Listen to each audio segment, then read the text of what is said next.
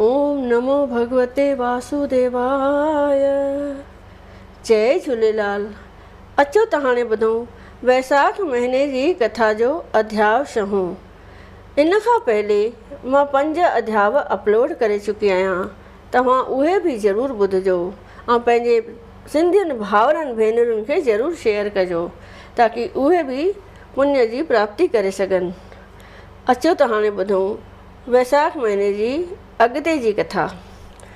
महर्षि नारद चवणु लॻो त हे राजा अम्बरीक, वैसाख जे महीने में गर्मीअ खां सतायल ऐं उञायल खे जेको पाणी नथो पीआरे उहो नीच खां नीच जूणियूं पाए 84 में भिटकंदो थो रहे। इन्हीअ बाबति मां तोखे हिकिड़े ब्राह्मण ऐं किरड़ीअ जी कथा ॿुधायां थो, तूं कन लाइ ॿुध। हे राजन, महाराजा इक्ष्वाक जे कुल में हेमंत नाले हिकिड़ो महाबली राजा थी गुज़रियो आहे, जो तमामु वॾो दानी ऐं धर्मात्मा ईश्वर जो भॻत हो। पंहिंजे उमिरि में केतिराई दफ़ा गऊ दान कयो हुयई, कपटी साधुनि खे बि दान ॾींदो हो, ॿिया बि हर प्रकार जा दान कया हुयई। छो त हुन जे मन में इहो ई अभिमान हो त पाणी मुफ़्त जो आहे, तंहिं ते को बि पैसो पाई नथो लॻे, तंहिंखां सवाइ सभु कंहिं हंधि सवालीअ सां मिली सघे थो। उन्हीअ दान करण मां कहिड़ो फल मिलंदो? गुरु वशिष्ठ मुनीअ उनखे घणो ई सम्झायो। चौपाई। जल जहिड़ो ॿियो दान न आहे, पाणी सभ खां पोख पचाए। पाणीअ बिना जीए न जहान, पाणीअ बिना वञे थो प्राण। पाणी प्राणनि जो आधार, पाणी पाले सभु संसार। जल जो जेको दान करे थो, भवसागर मां तुरत तरे थो। पर तॾहिं बि राजा हेमंत जल जो दान न कयो। इन्हीअ अपराध करण करे मरण खां पोइ हुन भंवर जी जूणी पाती। के ॾींहं गुलनि जी वासना वठंदो रहियो, तंहिंखां पोइ कुते जो जनमु पातई। उन्हीअ खां पोइ वरी किरड़ीअ जो जनमु पातई। उन्हीअ जनम में 88 सालनि ताईं जीत तंत्र कीड़ा मकोड़ा खाई पंहिंजो पेट पालींदो रहियो। हिकिड़े दफ़े राजा सुरत कीर्त जे देवड़ीअ मथां घुमी रहियो हो त राजा वटि सुरतदेव शर्मा नाले हिकिड़ो ब्राह्मण आयो।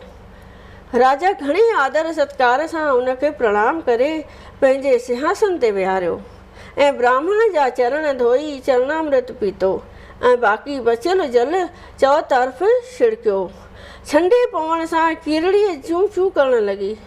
किरड़ीअ जी चूं चूं सुरतदेव शर्मा जे कन ते पई ऐं दिलि में दया आणे किरड़ीअ खे चवणु लॻो त हे किरड़ी, तो कहिड़ो अघोर पाप कयो आहे, तंहिं करे तोखे हीअ नीच जूण मिली आहे। हे राजा अम्बरीक, उहा किरड़ी सुरतदेव शर्मा खे चवणु लॻी त हे स्वामी, मां असल में हेमंत नाले राजा हुअसि, इक्ष्वाक कुल में पैदा थियो हुअसि। मां पंहिंजे जीअरे तमामु घणा दान पुण्य कया हुआ, केतिरा दफ़ा गऊ दान कयो हो, पर तॾहिं बि सम्झी नथो सघां त मूंखे हीअ नीच जूण छो मिली आहे। हुनजी इहा वार्ता ॿुधी सुरतदेव शर्मा ध्यानु धारे जोग में जाचे किरड़ीअ खे चवणु लॻो त हे किरड़ी, इन्हीअ में को बि शक कोन्हे त पुरबुले जनम में राजा हूंदे तो तमामु घणा दान पुण्य कया आहिनि, पर हिकिड़ो महा उत्तम दान तो न कयो आहे, जंहिं करे तोखे हीअ नीच जूण नसीब थी आहे। यानी तो वैसाख वारे महीने में जल जो दान न कयो आहे, कपटी साधुनि खे ॿियो दान कयो आहे, तंहिं करे तोखे हीअ जूण मिली आहे। ॿिया जेके बि दान तो कया आहिनि उहे सभई तो फल जी चाहना रखी कया आहिनि, तुंहिंजो तंहिं करे अहिड़ो हाल थियो आहे। सलोक। कुपात्र खे दान ॾियणु सिर ते चाढ़णु भार, जीअं कलर में बिज वञे बेहूदो बेकार।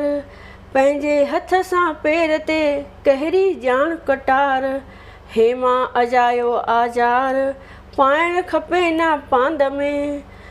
भलीअ बनी में बिज वधे जीअं बीज जो चंड, जीअं बीज जो चंड। दान सुपात्र खे ॾियणु खीर अंदरि जीअं खंड कणे मुंझ कीअं केस थियनि बूंद मंझू ब्रह्मांड हेमा आनंद रूप अखंड उन दानीअ जा दुख कटे। हे किरड़ी रूप में हेमंत राजा हाणे तूं ख़्यालु न कर, मां तुंहिंजी मुक्ति करे थो छॾियां। वैसाख महीने जे सनानु करण करे जे हिकिड़े ॾींहं जो फल मां तोखे अर्पण करियां थो। सुरत देव शर्मा जे एतिरे चवण ते हेमंत राजा किरड़ीअ जी नीच जूण छॾी। देव देही पाए हुन ब्राह्मण जे चरण कमलनि ते किरी पियो ऐं ॿियनि सभिनी खे बि प्रणाम करे विमान में चढ़ी वैकुंठ ॾांहुं राही थियो। घणे वक़्त ताईं स्वर्ग जा सुख भोगे वरी मृत्यु लोक में आयो। कुकस्थ नाले राजा बणिजी सॼे संसार में प्रसिद्धि पाताईं ऐं राजा इंद्र सां मित्रता रखी 14 लोक पंहिंजे कब्जे करे ऐं सचनि संतनि महात्माउनि जी सेवा करे अमर पद पाताईं। वरी कॾहिं बि जनम मरण जे चक्कर में न आयो। हे राजा अम्बरीक, इन्हीअ करे वैसाख महीने में शुभ कर्म करणु ॼण की मुक्तिअ जे मंज़िल ते चढ़ियो आहे। वैसाख जे सनान सां सनानु आला थो बणे, कम नसीबीअ जो बि बेशक वक़्त वाला थो बणे। श्री वैसाख महीने जो महात्म महर्षि नारद ऐं अम्बरीक संवाद नाले 6हों अध्याय संपूर्ण थियो। सभई प्रेम सां चओ श्री कृष्ण भगवान जी जय, लक्ष्मी नारायण भगवान जी जय। जय जगदीश हरे स्वामी, जय जगदीश हरे। भक्त जनों के संकट, दास जनों के संकट क्षण में दूर करे। ओम जय जगदीश हरे। जो ध्यावे फल पावे, दुख बिन से मन का स्वामी, दुख बिन से मन का। सुख संपत्ति घर आवे, सुख संपत्ति घर आवे, कष्ट मिटे तन का। ओम जय जगदीश हरे। माता पिता तुम मेरे, शरण गऊँ मैं किसकी स्वामी, शरण गऊँ मैं किसकी। तुम बिन और न दूजा प्रभु, बिन और न दूजा आस करूँ मैं जिसकी। ओम जय जगदीश हरे। तुम पूरन परमात्मा, तुम अंतर्यामी स्वामी, तुम अंतर्यामी। पार ब्रह्म परमेश्वर, पार ब्रह्म परमेश्वर तुम सबके स्वामी। ओम जय जगदीश हरे। तुम करुणा के सागर, तुम पालन करता स्वामी, तुम पालन करता। मैं मूर्ख कल कामी, मैं सेवक तुम स्वामी, कृपा करो भरता। ओम जय जगदीश हरे। तुम हो एक अगोचर, सबके प्राणपति स्वामी, सबके प्राणपति। किस विध मिलूं दया में, किस विध मिलूं दया में, तुमको मैं कुमति। ओम जय जगदीश हरे। दीन बंधु दुख हरता तुम ठाकुर मेरे स्वामी, तुम रक्षक मेरे। अपने हाथ उठाओ, अपने शरण बिठाओ, द्वार पड़ा तेरे। ओम जय जगदीश हरे। विषय विकार मिटाओ, पाप हरो देवा स्वामी, पाप हरो देवा।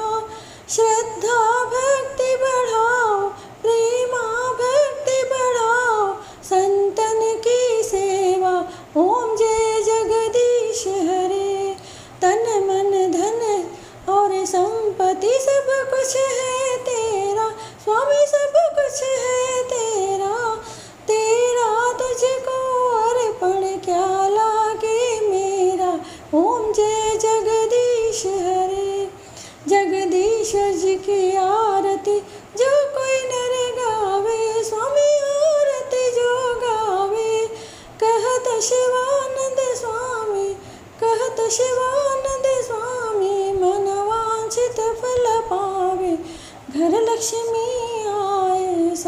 दुख मिट जाए। ओम जय जगदीश हरे, ओम जय जगदीश हरे, स्वामी जय जगदीश हरे। भक्त जनों के संकट, दास जनों के संकट क्षण में दूर करे। ओम जय जगदीश हरे। बोलिए विष्णु भगवान की जय।